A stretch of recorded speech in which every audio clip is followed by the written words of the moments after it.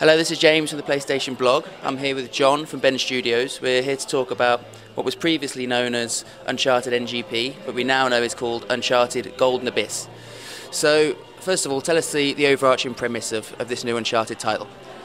Well, let's start with the title, Golden Abyss. So we wanted to come up with an all-new story, and we didn't want it to be a sequel or a direct prequel to Drake's Fortune or Among Thieves. So, we worked with the guys at Naughty Dog, pitched some story ideas. We spent about 6 months actually really working on story ideas because story is so important to the franchise. And we managed to come up with something that everyone kind of liked, and it's a standalone story that takes place before Drake's Fortune, although you do learn some really cool things about the main character that kind of sets up, where he ends up in later games. So, you said earlier that it's set before the original Uncharted, but it's not a prequel. So how can that be? Well, I think that's an important distinction because you can pick up the game and play it without knowing anything about the Uncharted universe, and I think that's really important for new players. And if we call it a prequel, then that kind of sets up the expectation that maybe you find out how he and Elena got on this boat and where the pirates are coming from and all that. And it's like our story's not about that. It's an all new story. It's got all new characters. If you've played the demo for the first level of the game, for example, you meet Jason Dante, who's this new character. He obviously knows Drake for a long time, and he knows Sully for a long time as well. So, we're sort of bringing, some depth to the character and his past relationships and kind of like, how he got to be a treasure hunter and how that was all sort of came about. For you, what are the essential ingredients in an Uncharted title?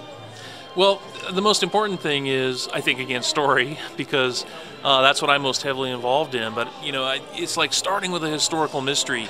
And I think that's one of the things that sets Nathan Drake apart from other action heroes is that he's a real person. He has no superpowers, and he's not a two-fisted gun runner or anything like that. He kind of gets through things by the seat of his pants.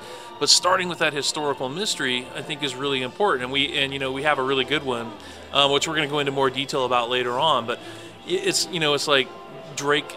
It's set in Central America, and Drake is on the hunt for a treasure that everyone's going to have heard of, and then what he finds when he actually gets to the end of the road is going to be a surprise. Mm-hmm. Ben, you guys have worked on existing series before, franchises before with Resistance. How do you strike the balance between sticking with the canon but also kind of putting your own stamp on it, if you like? That's always a challenge, and I think that, what we did with Resistance is we were able to create an all-new character, James Grayson, and told kind of a side story. So, this is the first time we've taken a marquee character like Nathan Drake and tried to tell a story that, that if you're an Uncharted fan, you'll be able to just pick it up and, understand, hey, no, this is Nathan Drake, and this is awesome. So, we had to work really closely with Naughty Dog to make sure that could happen, not just on the story and the script, but on things like animation. So we have, the Naughty Dog library of animations from Uncharted 1 and 2, and we're talking about a lot of animation here, like 3,000 plus animations to make Drake move the way you're used to seeing him move. That's how we get it to be super authentic. And do you feel there's any need to sort of change the gameplay in any way to make it more suited to portable play? Because it's the first portable Uncharted game as well. Well, we always try to do that. So, we want to build a game that's right for the platform. And so I think the things that translate regardless of how you're playing is the cinematics and the story and the characters. That's all going to be at the same level of quality and the same kind of theme and style that you're used to for PS3. Because, I think that stuff translates no matter what platform you're playing it on. But even there, we're able to do things like we have, again, if you played that opening level, there's this sort of banter going on between Drake and Dante that's a little more intimate and maybe a little slower pace than what you would find on the PS3, where you want to get instantly into the big screen action. And so we focus more for the handheld. We're focusing more on puzzles and puzzle solving. Along with the core pillars of the gameplay, which is the combat and the traversal. And then for us, it's about integrating the PS3 controls with the two sticks, which I'm happy to report that the NGP supports, just traditional console gameplay with that second stick. I mean, I can't emphasize enough how important that is. But combining that with things like the touch and the rear touch and the motion controls and the cameras, I think is a way to really sort of put our spin on the gameplay without making it too different than what they're used to. personally, which of those features you mentioned, the tilt, the two sticks, the touchscreen, which of them kind of most excites you as a developer? Well, I think for me as a developer, the 5-inch OLED screen is just magnificent. If you guys haven't seen that, I mean, watching it on a weblog or watching it, even video, just doesn't do it justice, because the technical properties of this screen are such that if you're not seeing it live, you're really not experiencing what this, what everybody's talking about, because it's 4 times the resolution, but it's more about the contrast ratio and just how crystal clear everything is.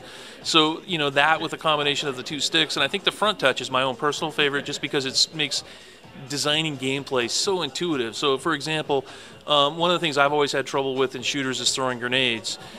Because you have to use the left stick to move the camera, and in this one you just basically put your thumb on the grenade icon, drag it over to where and a little arch appears, and you can just drag the target where you want it to go. And I'm throwing grenades for the first time in a shooter as a player accurately and really effectively, and I think that would have been impossible without the touch. And finally, for those Uncharted fans out there, and I can assure you there are a lot of them who read the blog, what's going to surprise them most about this new NGP title? I think that what's going to surprise them most is that you can get this kind of entertainment on a portable device, because we have the same production values, and it's like almost no cost has been spared to bring the same kind of experience that they're used to. And so, for example, when they see Nathan Drake and they hear him talking and they hear him interacting with the other characters, we use the same mocap studio that Naughty Dog uses, and we use the same soundstage and the same level of script control, so that they really do get an Uncharted experience. They're going to be, hopefully they'll be sucked right in and not look back. Thank you for your time. You're welcome.